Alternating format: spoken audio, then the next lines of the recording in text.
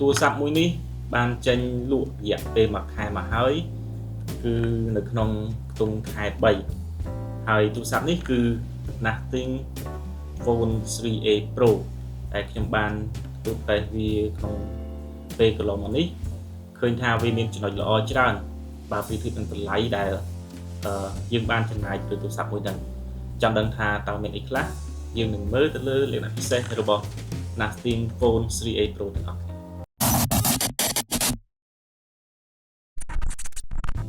គួរបញ្ជាក់ផងដែរថាក្រុមហ៊ុន Nothing គឺជាក្រុមហ៊ុនបច្ចេកវិទ្យា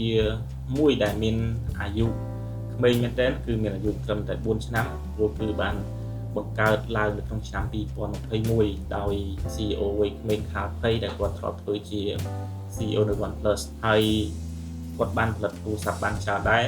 ដែលមាន Nothing Phone 1, Phone 2, 2A, 2A Plus ហើយ CMF Phone 1ក៏ដូចជាឥឡូវគឺ Nothing Phone 3A series ដែលមាន 3A ហើយនិង 3A Pro ដែលខ្ញុំកំពុងតែកាន់នៅក្នុងដៃនេះហើយអ្វីដែលខ្ញុំចូលចិត្តចំពោះក្រុមហ៊ុន smartphone មួយនេះគឺគេមានបេសកកម្មមួយគឺធ្វើយ៉ាងណាឲ្យបច្ចេកវិទ្យាមានភាពរីករាយម្ដងទៀត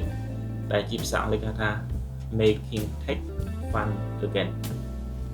ពីព្រោះអីថាភ័យយកឃើញថាបច្ចេកវិទ្យាថាទូរស័ព្ទ smartphone ឬក៏ tablet គឺចេញមកមានលក្ខណៈតែអត់មានអីប្លែកឬក៏អត់មានអីគួរឲ្យរំភើបដូចមុននោះទេដូច្នេះហើយបានគាត់មកព្យាយាមធ្វើយ៉ាងណាឲ្យទូរស័ព្ទឬក៏សម្ភារៈបច្ចេកវិទ្យាដែលគាត់បង្កើតមកមានភាពច្នៃប្រឌិតធ្វើឲ្យអ្នកប្រើមានការរំភើបខ្លាំងជាងមុនអញ្ចឹងយើងនឹងមើលទាំងអស់គ្នាថាតើមានអីពិសេសទៅលើ Nothing Phone 3A Pro នេះដំបូងគឺយើងមើលទៅលើរូបរាងរបស់វាដែលមានលក្ខណៈស្ដើងកោះកាមេរ៉ាវាលយរៀងវែងបន្តិចប៉ុន្តែអត់អីទេគឺវាជួយខ្ញុំក្នុងការកាន់ងាយស្រួលក្នុងការដែលជួយទប់នឹងឲ្យវាល្អណាគឺយើងបាក់កោះកាមេរ៉ាជួយទប់តួធ្វើពីអាលូមីញ៉ូមខ្នងក្រោយក៏ធ្វើពីកញ្ចក់មានលក្ខណៈព្រីមៀមមែនទែនទោះបីជាវាជា mid range phone ប៉ុន្តែនៅពេលដែលខ្ញុំចាប់កាន់ទៅគឺមានអារម្មណ៍ថាវាដូចជាទូរស័ព្ទ flagship មួយអញ្ចឹងហើយអ្វីដែលតាក់ទាញមែនទែននោះគឺភ្លើង LED នេះដែលមាន3ខ្សែខ្ញុំចិត្តលេងជាមួយវាមែនទែននៅពេលដែលខ្ញុំលេងតែភ្លើងនេះមានប្រយោជន៍ក្នុងការបង្ហាញអំពី notification ផ្សេងអ្វីដែលពិសេសទៀតគឺយើងនៅពេលយើងថត portrait គឺវាដើរតួជា fill light ដ៏ល្អផងដែរចំពោះភ្លើងមួយនេះហើយពេលកាន់មកគឺមានលក្ខណៈស្រាលដែលមិនធ្វើយើងចុកដៃឬក៏អាចធ្ងន់ពិបាកកាន់នោះទេហើយអ្វីខ្ញុំចូលចិត្តមួយទៀតនោះគឺវា support eSIM អញ្ចឹងខ្ញុំប្រើនៅក្នុងទូរស័ព្ទនេះគឺវា SIM 2អញ្ចឹងគឺអាចដាក់ eSIM បានមួយហើយក៏ដូចជា SIM កាតយើងបានមួយមិនអាចដើរដោយ eSIM ម្ដងបានពីរនោះទេប៉ុន្តែអាចដាក់SIM កាតនោះម្ដងបានពីរប៉ុន្តែខ្ញុំចូលចិត្តប្រើ eSIM អញ្ចឹងខ្ញុំដាក់ SIM កាតមួយហើយនិង eSIM មួយដើម្បីកាត់បន្ថយកម្ដៅក្នុងទូរស័ព្ទហ្នឹងផងដែរមួយទៀតនោះគឺ always on display ដែលបងប្អូនឃើញស្រាប់ហើយបែបនេះគឺវាបង្ហាញម៉ោងនៅថ្ងៃខែបានល្អដោយសារទូរស័ព្ទឥឡូវវាអត់ always on display ដូចវាមិនសមហើយណាហើយតកតងទៅនឹងអេក្រង់នោះផងដែរគឺ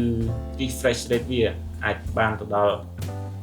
120 Hz អញ្ចឹងគឺ smooth មែនតើដែលបបពិសោធន៍សំខាន់នោះគឺមានអារម្មណ៍ smooth ខ្លាំងហើយអត់មានអីដែលទាស់ចិត្តនោះទេទៅលើអេក្រង់មួយនេះហើយចំពោះកម្រិតពន្លឺវិញគឺអាចមើលនៅក្រោមពន្លឺថ្ងៃបានបើយើងអត់គិតថាក្តៅ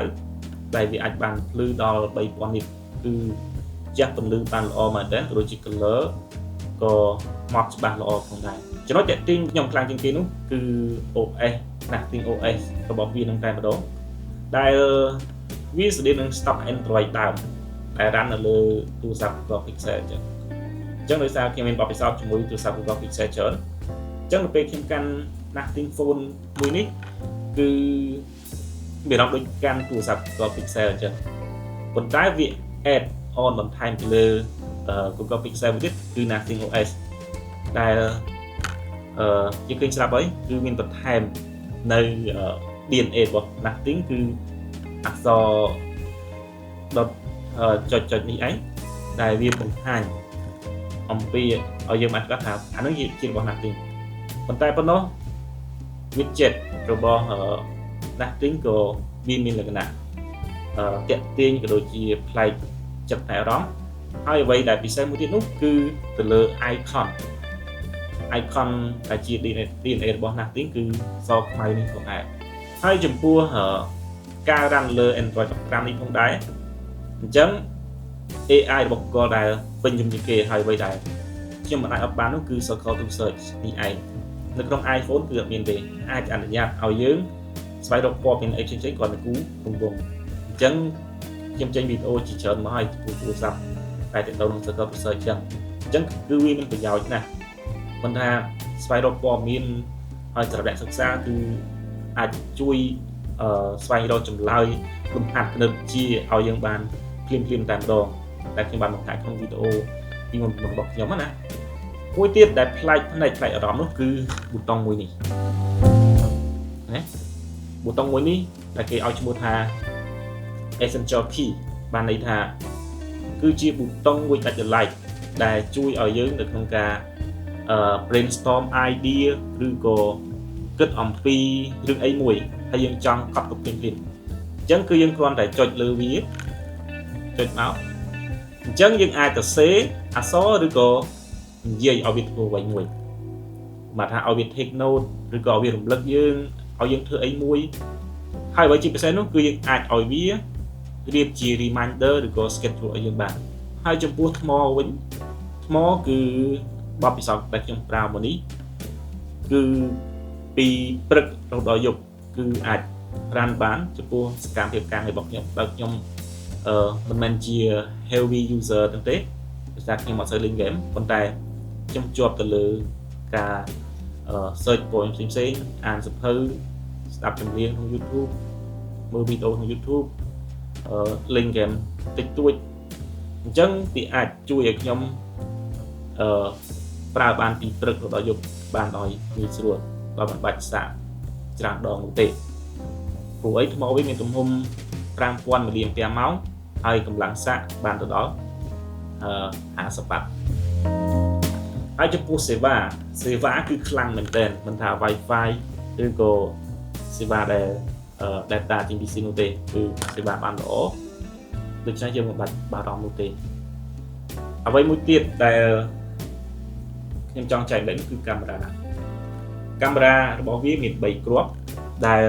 main camera គឺមានទំហំ50 megapixel aperture 1.9 focal length 24 mm ហើយកាមេរ៉ា periscope ដែលអាច zoom optic បានដល់3ដងនោះគឺមានទំហំ50 megapixel aperture 2.6 ហើយ focal length 70 mm ហើយ ultra wide របស់វាគឺមានទំហំ8 megapixel ហើយ aperture 2.2 focal length 15 mm ហើយវាក៏ support macro shot ផងដែរអញ្ចឹងចំពោះការថតរូបកាមេរ៉ារបស់ Nothing នេះគឺវាមិន perfect នោះទេប៉ុន្តែគឺអាចប្រើបាននៅគ្រប់ស្ថានភាពតែវាអាចផ្ដល់ឲ្យយើងនៅdynamic range ក៏ដូចជា color បានច្បាស់ល្អហើយក៏ដូចជាអាចបត់បែនគ្រប់កលៈទេសៈប៉ុន្តែវាក៏មានបញ្ហាខ្លះផងដែរដូចជាការថតរូបនៅពេលងឹតជាពិសេសគឺកាមេរ៉ា ultra wide ថតពេលយប់គឺមិនសូវបានល្អនោះទេប៉ុន្តែក៏សរសើរដល់ការ process software របស់ Nothing ផងដែរ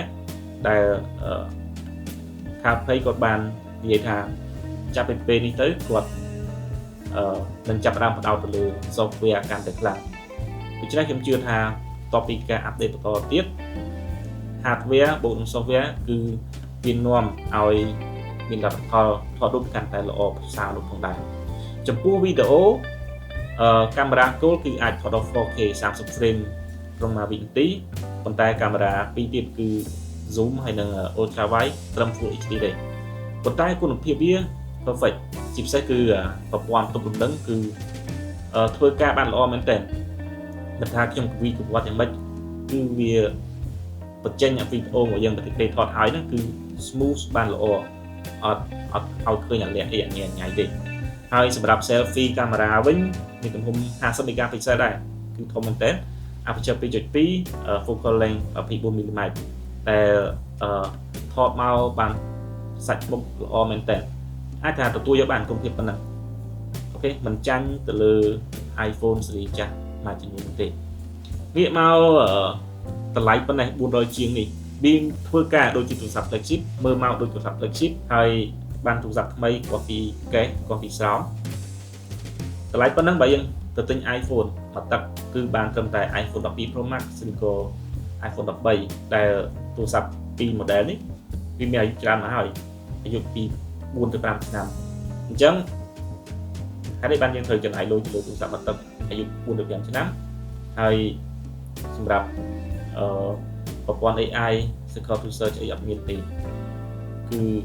បានតែទូរស័ព្ទដែលល្បីហើយអាយុច្រើនហើយសម្រាប់ថ្មវិញ iPhone ដែលខ្ញុំរាប់ពីមុខមិញ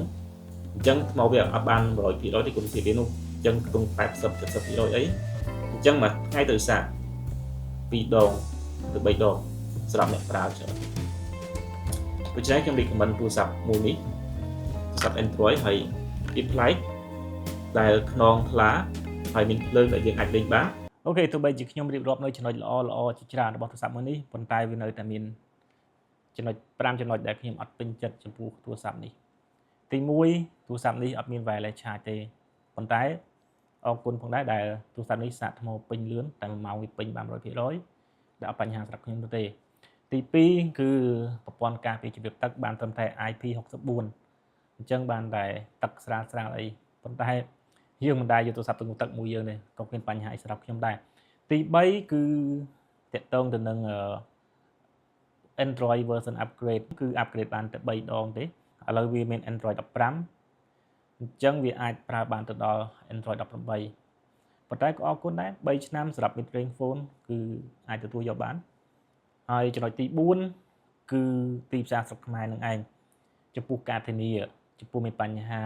បាក់បែកឬក៏មិនសូវមានបញ្ហាអីគឺយើងត្រូវតែទទួលខុសត្រូវដោយខ្លួនឯងគ្មានការធានានោះទេទិញពីហាងមកធានាតែ3ថ្ងៃផុតពី3ថ្ងៃគឺជាទំនួលខុសត្រូវរបស់យើងហើយប៉ុន្តែខ្ញុំជឿថាទូរស័ព្ទនេះគឺមាំហើយអាចទុកចិត្តបានទោះបីជាគ្មានធានាក៏យើងអាចនៅតែប្រើបានដោយរលូនគ្មានបញ្ហាអីទាំងអស់ចំណុចចុងក្រោយគឺទៅនឹងកាមេរ៉ាទោះបីជាខ្ញុំសរសើរថាវាថតបានល្អប៉ុន្តែវាទៅដល់ចំណុចដែលខ្ញុំពេញចិត្តខ្លាំងគឺភាពម៉ត់របស់រូបភាពទូរស័ព្ទនេះឯងប៉ុន្តែអ្វីផ្សេងៗគឺអាចទទួលយកបានទាំងពណ៌ទាំង dynamic range ស្អីគឺអាចទៅរួចអាចទទួលយកបានណាការ process រូបភាពអីគឺអាចទទួលយកបានប៉ុន្តែសម្រាប់ខ្ញុំ requirement របស់ខ្ញុំគឺភាពម៉ត់នៃសាច់រូបភាពដែលថតមកភាពថ្លានិងម៉ត់គឺវាអត់ទាន់ដល់អ្វីដែលខ្ញុំចូលចិត្តខ្ញុំមានតែប៉ុណ្្នឹងបងប្អូនហើយសង្ឃឹមថាវីដេអូនេះនឹងជួយជាគំនិតដល់បងប្អូនក្នុងការសម្រេចចិត្តក្នុងការទិញទូរស័ព្ទមួយនេះផងដែរហើយកុំភ្លេចជួយ Subscribe ក៏ដូចជា Comment និង Share ដើម្បីជាការលើកទឹកចិត្តដល់ខ្ញុំក្នុងការធ្វើវីដេអូល្អបន្ថែមទៀតសម្រាប់បងប្អូនទាំងអស់គ្នាយើងនឹងជួបគ្នានៅវីដេអូលើកក្រោយ